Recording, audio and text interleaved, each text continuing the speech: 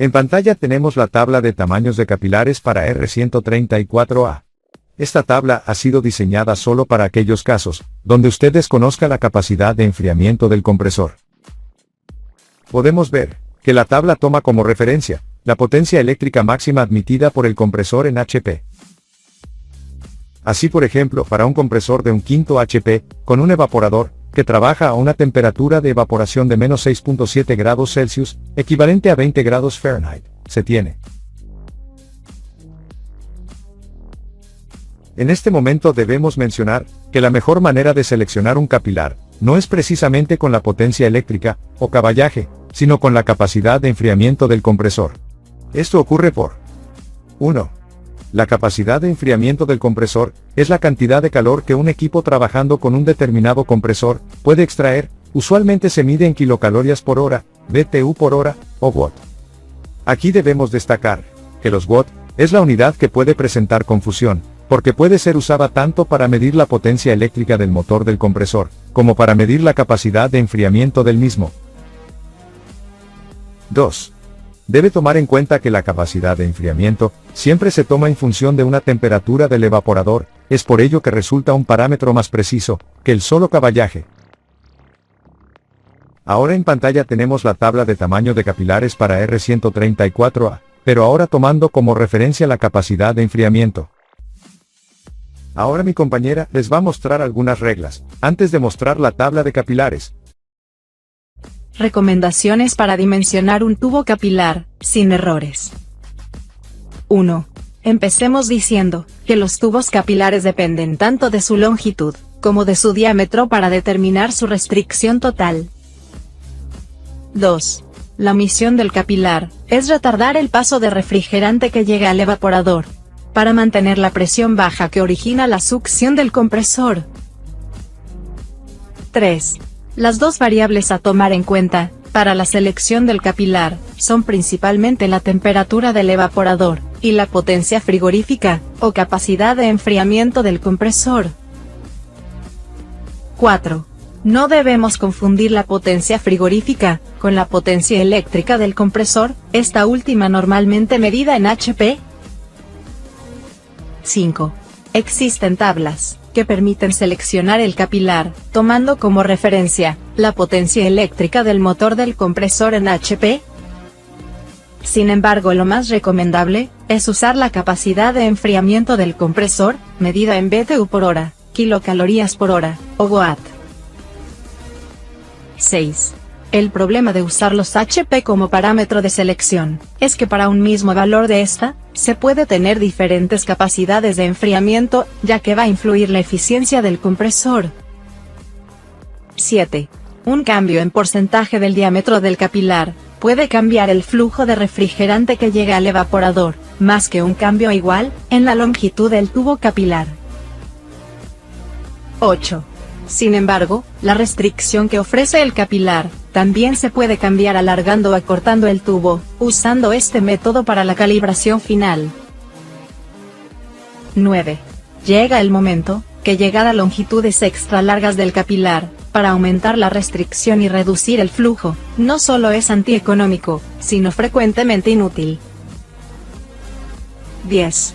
A medida que disminuye la longitud del tubo capilar, el flujo aumenta lentamente hasta que se alcanza el punto crítico, donde el caudal aumenta más rápidamente con cada reducción de longitud.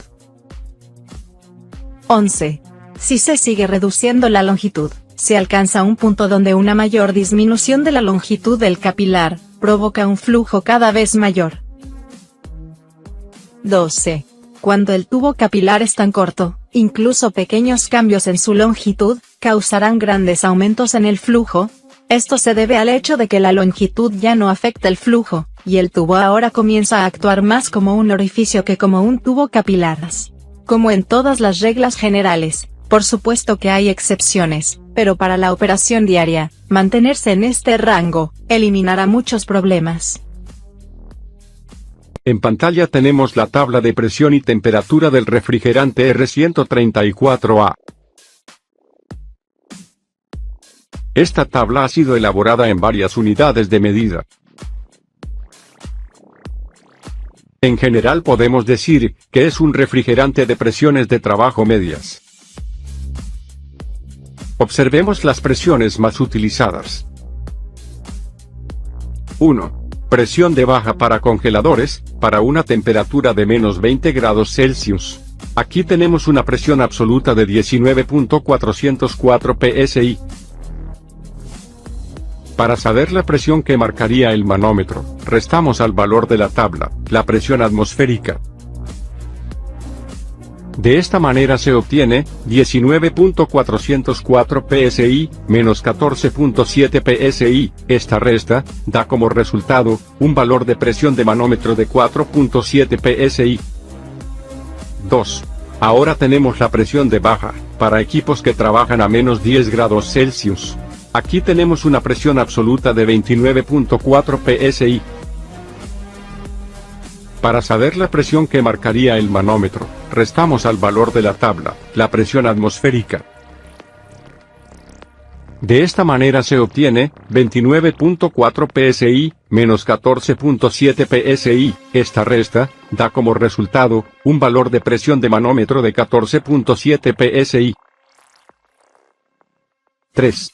Ahora tenemos la presión de baja, para equipos que trabajan a 5 grados Celsius. Estos son equipos de conservación, donde no se necesita congelar, además aquí también se tiene el aire acondicionado automotriz. Aquí tenemos una presión absoluta de 51.303 psi. Para saber la presión que marcaría el manómetro, restamos al valor de la tabla, la presión atmosférica. De esta manera se obtiene 51.303 psi, menos 14.7 psi, esta resta, da como resultado, un valor de presión de manómetro de 36.6 psi. Para saber la presión de alta, de un equipo que trabaja con R134A, simplemente use la temperatura ambiente, aumentada en 15 grados Celsius, y busque en la tabla el valor de presión.